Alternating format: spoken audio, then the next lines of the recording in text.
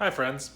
During this time of quarantine, it's getting harder to obtain different products and stuff. So I'm going to show you my way of making homemade hummus. It's something that you can make out of a few simple ingredients, some of which you may have or may not have, but you can order any of these products either online or you could get them picked up at curbside delivery at some of the grocery stores that are doing that. They're very simple ingredients, but there's lots of people that do it already that probably make it better. And if you want to post some comments about how you would improve it, that would be great. This is a simple way of doing it. Okay?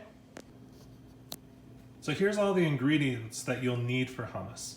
And I'm not using all fresh ingredients. I would love to, but using fresh ingredients are not as available to me right now. So this is the kind of things that I can use, and I've made it this way many times with these ingredients, and I'll tell you, honestly, you'd be quite hard pressed to tell the difference between using the ingredients that I'm using and fresh ingredients, with the exception of the lemon. Using fresh lemon definitely makes it a little nicer tasting. And the reason I use dried beans is because I don't feel good about canned goods too much, because they line the cans with BPA, as far as I know. I think they still do that, and I've never felt good about that.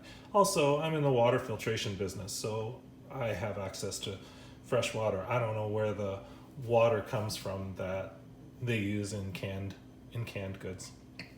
So I'm just using, the cheapest dried chickpeas. I've tried more expensive ones, cheaper ones. It really makes no difference. They're all about the same. A package like this will make like tons and tons and tons of hummus.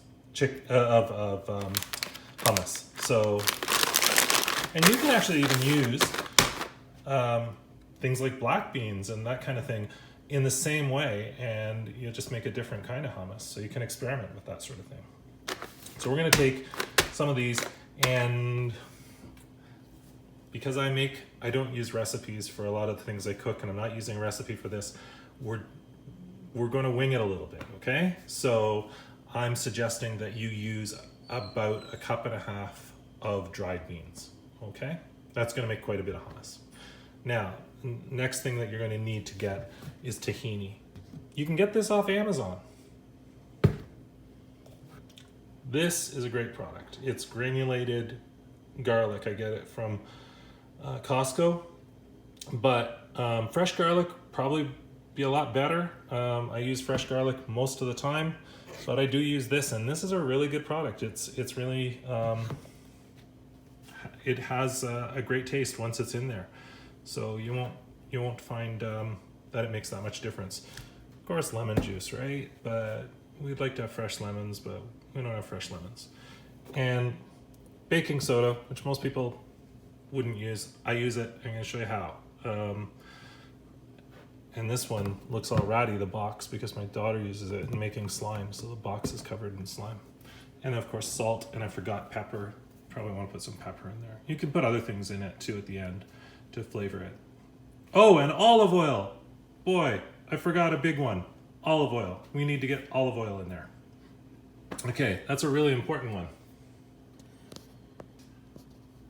So the first step is that you're going to take your dried beans, about let's say 1.5 cups of dried beans, and or you can do a little less or a little more, whatever you like. Don't start with more than 2 cups though, because that makes a lot of hummus. And I don't even know how much I started with. I started this before I decided to make the video, so I don't know. And then take a little bit of baking soda, say about 1/2 teaspoon of baking soda, and sprinkle it in with the chickpeas. Now you're going to pour boiling water from your kettle, enough to probably cover the dried beans like 4 times or something. So you want to put lots in there, and you just pour that in, and then you're going to stir it up a little so the baking soda mixes in. What the baking soda does is that it helps break down the skin of the chickpeas. And some people go to the length of peeling the skin off. That would be like horrendously laborious. I don't want to do that. So you put a little bit of baking soda in there. It softens the skins and it makes a much better hummus. When I started doing it this way, wow, what an improvement.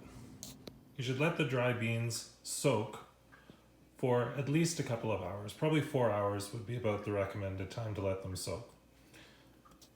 Once you do, you'll notice that they've plumped up quite a bit. In fact, if you let them soak long enough, you'll even see that they sprout just a little tiny bit on the ends. And that's supposed to be good for you. And after you've done that, throw them in a colander, rinse them, dump out the water and rinse them. I don't save the water that I soak them in. I use fresh water for the boil. One of the advantages of using a pressure cooker is that you can cook things in a relatively short period of time. I'm going to be cooking these beans for 18 minutes and they're going to have an amazing texture. They're going to be soft. But you could also cook them for just about 12 or 13 minutes and then turn off the stove and let the steam naturally release from the pot. And they'll be just as good. It just takes a little while for that steam to release and I'm kind of impatient, so I'm not gonna do it that way. But either way, it saves a lot of cooking because if you're doing it in a natural pot, you're at least an hour. And if you're cooking something else, like a tough meat, like a brisket or something like that, I can do that in 40 minutes in the pressure cooker and it's gonna have the same kind of texture as if you cooked it all day, either slow roasting it in an oven or a barbecue. It might not taste the same, you know, but you add some sauce and that to it and it's gonna be pretty good. I've done it lots of times. People love it. Here's the pressure cooker I use. It's a stainless steel model. I prefer it to aluminum because I think that there's health risks with aluminum under high pressure. You may prefer to use a one pot, which are also very popular. Here I've added some water to the pot, about 4 times the height of the beans. Okay, I have released the pressure from these. You can see the beans. If you look at them kind of closely, you can see that the skins have sort of popped off them. You can see some floating around in there. And if I were to pinch one, I'd burn my fingers. But it would also easily pinch under my finger. So now I'm going to drain them in a colander, but I'm going to save some of the water that I've drained them with. All right, now it's time to make the actual hummus or to blend it up. And I'm going to use a food processor, but sometimes I use a blender. You gotta realize that you could just even mash them with a potato masher, do it by hand. People that make hummus originally were, you know, hopping off a camel probably and just doing it on the side of the desert, I guess at an oasis or something, I don't know. But, you know, you can do anything. So you could mash them up in a bowl with a spoon or something like that. I find with the food processor, it's fast and it gives me the texture that I like the most. My beans are now in the food processor, ready to actually make the hummus. I'm going to add about 1/2 cup of the water left over from the boil. You may need to add a little more water. We're not looking for that finished smooth consistency here though. It should be a bit dry. Here you can see I'm adding the other ingredients. There's the garlic. I've also added 1/2 cup of lemon juice, some salt, and about 1/2 cup of tahini. At the end, I finish it off by adding enough olive oil to give it the consistency that I like in my hummus. Here's the finished product. In the end, I added a little more of all the ingredients because I wanted more flavor. I also added more olive oil to get the consistency I was looking for.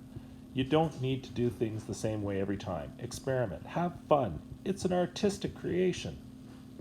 Okay, here's my guinea pig, Harry Jones. He's going to try it out. So he's got some. Is it good? Mm-hmm. Does it need anything extra, do you think? Is it lemony enough? Mm-hmm. Is it salty enough? Mm-hmm. Is it garlicky enough? Definitely. Yeah? Out of all the girls that you've seen lately that are all chasing you around, which one do you like the most?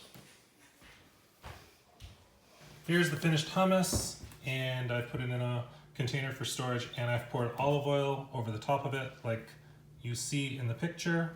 Oops, look who's dipping in. What do you think?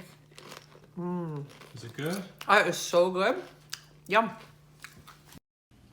Thanks for watching. Let me know what you think in the comments below. Take care.